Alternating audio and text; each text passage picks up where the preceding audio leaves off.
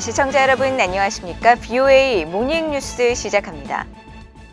미국, 일본, 호주, 인도 등 4개국 협의체 쿼드가 정상회의를 통해 한반도의 완전한 비핵화 공약을 재확인했습니다. 4개국 정상들은 성명을 통해 우크라이나 사태 등이 인도태평양 지역에 미칠 영향에 관해 논의하고 법치와 주권, 또 영토 보존의 원칙을 거듭 강조했습니다. 일방적인 힘에 의한 현상 변경 시도는 결코 용납되지 않을 것이라고 밝히면서 중국과 러시아를 겨냥했습니다. 도쿄에서 김영권 기자가 보도합니다. 미국의 조 바이든 대통령과 기시다 후미오 일본 총리, 나렌드라 모디 인도 총리, 앤서니 알버니제 호주 총리가 24일 도쿄 총리관저에서 쿼드 정상회의를 가졌습니다. 8개월 만에 다시 만난 정상회의에서 조 바이든 대통령은 러시아의 우크라이나 침공을 비판하면서 자유롭고 개방된 인도태평양 지역 발전을 위한 전략을 강조했습니다. Shortly before Russia launched its invasion, my administration published our Indo-Pacific strategy to advance a free, open, connected, secure, and resilient Indo-Pacific. Russia's assault on Ukraine only heightens the importance of those goals. The fundamental principles of international order, territorial integrity and sovereignty, international law, human rights must always be defended, regardless of where they're violated in the world. 쿼드 정상들은 북한 문제도 중요하게 다뤘습니다. 정상들은 공동성명에서 유엔 안보리 결의와 일관되게 한반도의 완전한 비핵화에 대한 우리의 약속을 재확인하고 일본인 납북자 문제의 즉각적인 해결의 필요성을 재확인한다고 밝혔습니다. 이어 북한이 유엔 안보리 결의를 위반하는 대륙간 탄도미사일, ICBM 시험 등 북한의 불안정한 탄도미사일 개발과 발사를 규탄하면서 국제사회에는 완전한 안보리 결의 이행을, 북한 지도부엔 모든 유엔 안보리 결의 의무 준수와 도발 자제, 실질적인 대화 관여를 촉구했습니다. 기시다 총리는 지난 21일 미얀 정상회담에서 윤석열 한국 대통령처럼 한반도의 완전한 비핵화가 아닌 북한의 완전한 비핵화란 표현을 사용하며 정상들의 합의 내용을 밝혔습니다.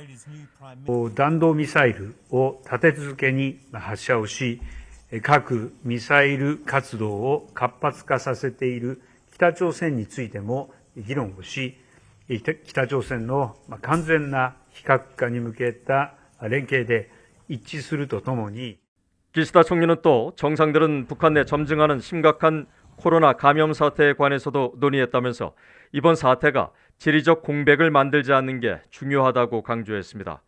쿼드 정상들은 또 공동성명을 통해 분쟁 지역의 군사화, 해안보안기관의 선박과 해안경비대의 위험한 사용, 타국의 해상자원 개발 활동 방해 시도 등 현상을 변경해 지역의 긴장을 높이려는 모든 위압적, 도발적, 일방적 행동에 강하게 반대한다고 밝혀 사실상 중국을 겨냥했습니다. 경제 분야에서도 중국에 맞선 협력을 강화하기로 했습니다. 정상들은 특히 인프라 분야에서 앞으로 5년간 인도태평양 지역에 500억 달러, 한국 돈으로 약 63조 원 이상을 투자 또는 지원하고 채무 문제에 직면한 개발도상국을 돕기로 했습니다. 또 인도태평양 지역 내 평화와 안전을 위한 해양 상황 파악 능력과 코로나 대응 등 9개 분야에 대한 협력을 확대하기로 했습니다. 도쿄에서 BOA 뉴스 김영권입니다. 조 바이든 대통령이 한일 순방 기간 동안 다양한 경제안보 협력을 추진하면서 중국의 악의적 행동을 차단하고 국제 규범을 보호하는 효과를 거두고 있다고 미국의 전문가들이 평가했습니다. 중국이 영내에서 계속 경제적 또 군사적 압박 활동에 나설 것으로 전망하면서 미한일 등이 협력 확대 기조를 이어나가야 한다는 점도 강조했습니다. 조은정 기자가 보도합니다. 브루킹스 연구소의 중국 전문가인 패트리시아 김 연구원은 바이든 대통령의 이번 순방은 경제 협력과 공급망 회복력을 심화하며 동맹들과 공동 억지력을 강화하는 데 중점을 뒀다고 평가했습니다.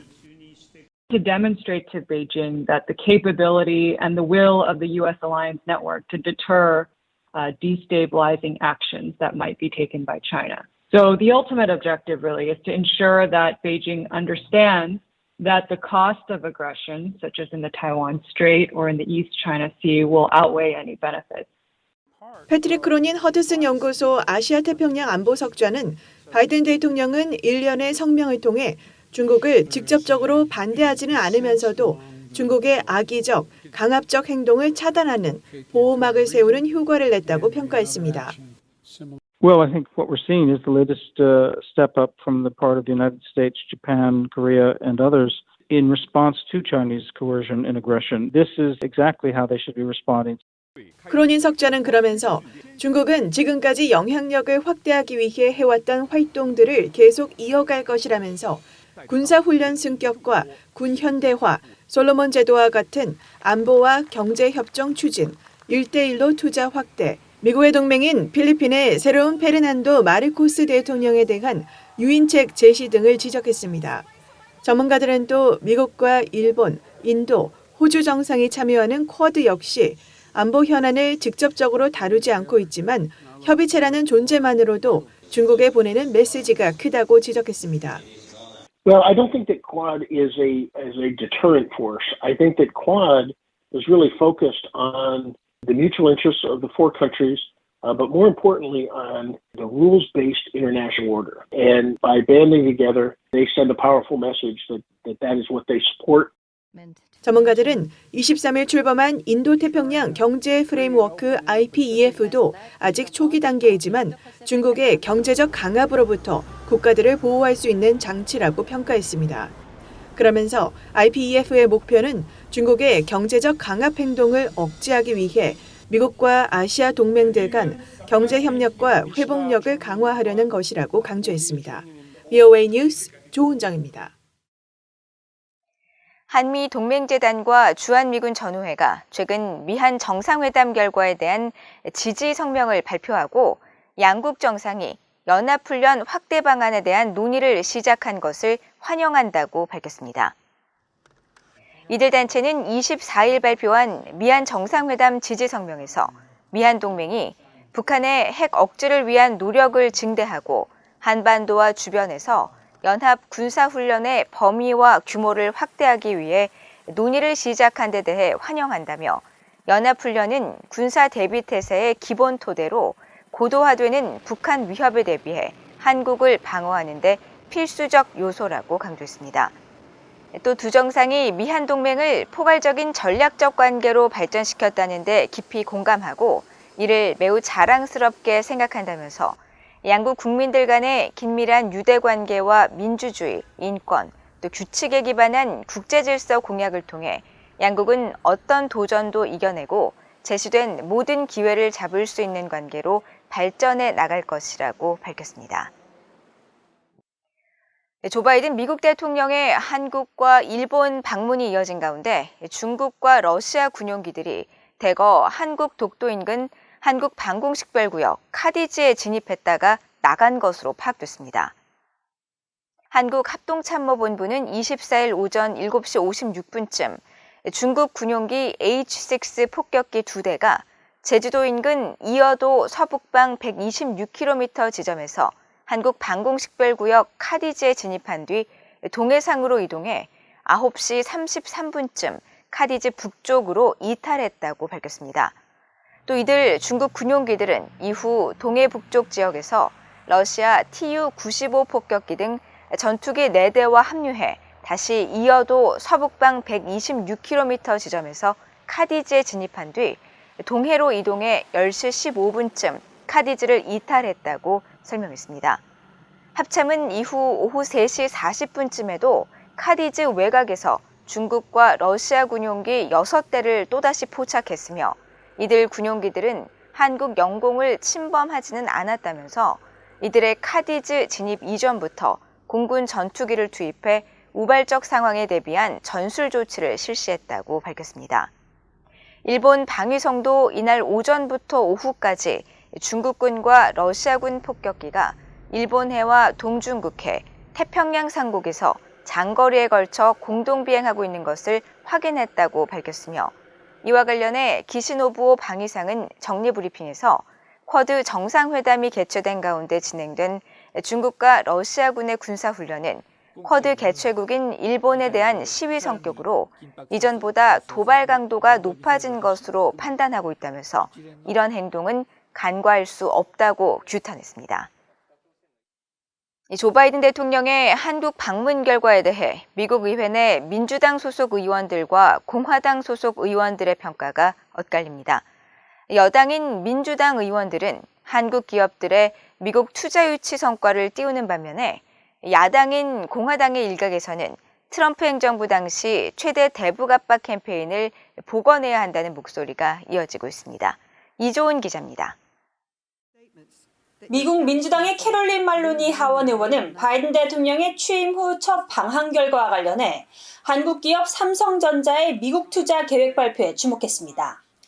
한인 밀집 지역인 뉴욕주가 지역구인 말로니 의원은 지난 20일 트위터를 통해 바이든 대통령은 전 세계 동맹과 파트너의 중요성을 이해하고 있다면서 바이든 대통령이 윤석열 대통령을 만나 미국 내 3,000개의 고임금 기술 일자리를 창출하겠다는 발표를 한 삼성 공장을 시찰해 기쁘다고 밝혔습니다. 삼성전자의 반도체 공장이 지어질 텍사스주를 지역구로 하는 하원 외교비 공화당 간사인 마이클 맥카얼 의원도 트위터를 통해 바이든 대통령의 투자 유치 성과를 치켜 세우진 않았지만 반도체 공급망 협력이 약속된 것을 긍정적으로 평가했습니다. 첨단 반도체 칩의 미국 생산을 늘리는 건 국가 안보에 매우 중요하며 텍사스는 반도체 칩의 제조와 개발을 위한 선택지라는 겁니다. 민주당의 존 오스프 상원 의원은 한국 현대차 그룹이 발표한 대규모 미국 투자 계획을 환영하며 지난 몇 달간의 마쿠 협상에 자신이 적극 관여한 사실을 공개했습니다.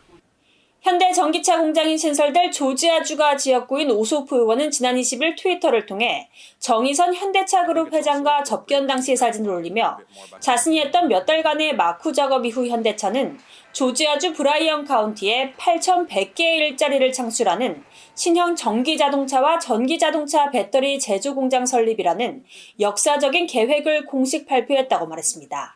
조지아주의 라파엘 워녹 민주당 상원 의원도 트위터 글에서 현대차가 미국의 조지아주 해안가에 첫 번째 완전 전기 자동차와 배터리 시설을 열게 돼 매우 기대된다면서 8,100개 이상의 일자리 창출에 도움을 주는 연방 투자를 지원하게 돼 매우 자랑스럽고 이는 조지아주에 더 많은 깨끗한 일자리를 가져다 줄 것이라고 강조했습니다. 이런 가운데 트럼프 행정부 시절 주일 대사를 지낸 공화당의 빌 해거티 상원 의원은 바이든 대통령의 방한과 관련해 영내 안보와 북한 문제에 주목했습니다.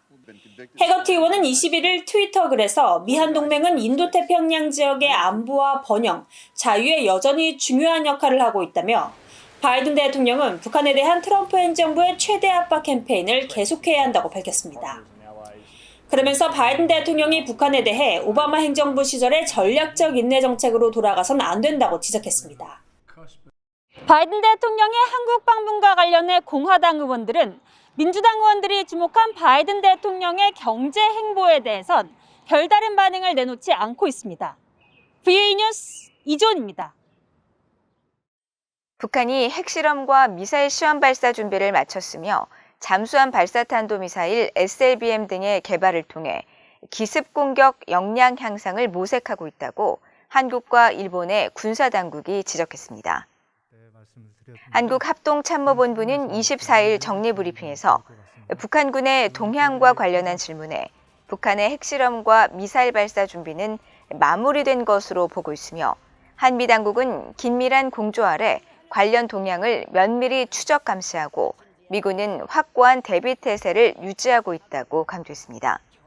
일본 방위성도 이날 최근 북한의 미사일 관련 활동에 대한 VOA 질문에 북한이 SLBM과 이를 탑재해 발사할 수 있는 잠수함을 개발하고 보유함으로써 탄도미사일 발사 징후를 탐지하기 어렵게 하고 기습 공격 역량을 향상하려는 것으로 보인다고 밝혔습니다. 그러면서 북한이 이달 7일과 지난해 10월 19일에 발사한 신형 SLBM은 변칙 궤도로 비행할 수 있으며 북한은 이런 무기로 일본의 미사일 방어망을 뚫으려 시도할 가능성이 있다면서 일본은 계속 미국 등 다른 국가들과 긴밀히 협력하고 북한의 군사활동 정보를 수집하기 위해 모든 노력을 기울일 것이라고 강조했습니다. 한국 내 탈북민 지원 정책은 단순 지원 등 복지 정책이 아니라 통일 정책 개념으로 이행돼야 하며 탈북민들이 자유민주주의를 실천하고 시장 경제를 누려 통일의 바탕이 될 수 있는 지원이 이루어져야 한다는 제언이 나왔습니다. 한국 국회의 시대전환 소속 조정훈 의원은 24일 북한 인권정보센터 NKDB가 서울에서 주최한 탈북민 지원정책 제안 세미나 축사에서 탈북민 지원정책은 정부가 바뀔 때마다 단순히 승계되는 것이 아니라 보완, 발전돼야 할 대상이라면서 이같이 밝혔습니다. 그러면서 한국의 자유민주주의 체제와 시장 경제가 중심이 된 통일이 이루어질 수 있도록 탈북민들이 이를 완전히 누리고 번영을 이루는 사례가 많아져야 한다면서 탈북민 지원 정책도 이런 방향에서 효율적으로 이루어질 필요가 있다고 지적했습니다. 윤여상 북한 인권정보센터 소장도 이날 세미나에서 탈북민에 대한 행정과 복지 서비스 조직을 갖추지 못한 통일부가 탈북민 정책을 주관하기보다는 소관 부서인 행정안전부가 탈북민 정착 지원 업무를 하는 것이 더 효율적인 지원을 할 수 있을 것이라면서 행안부와 지방자치단체, 지역 사회 민간단체가 협력할 수 있는 형태로 지원 정책이 개편돼야 한다고 주장했습니다. 이상으로 BOA 모닝뉴스를 모두 마칩니다. 시청해주신 여러분 고맙습니다.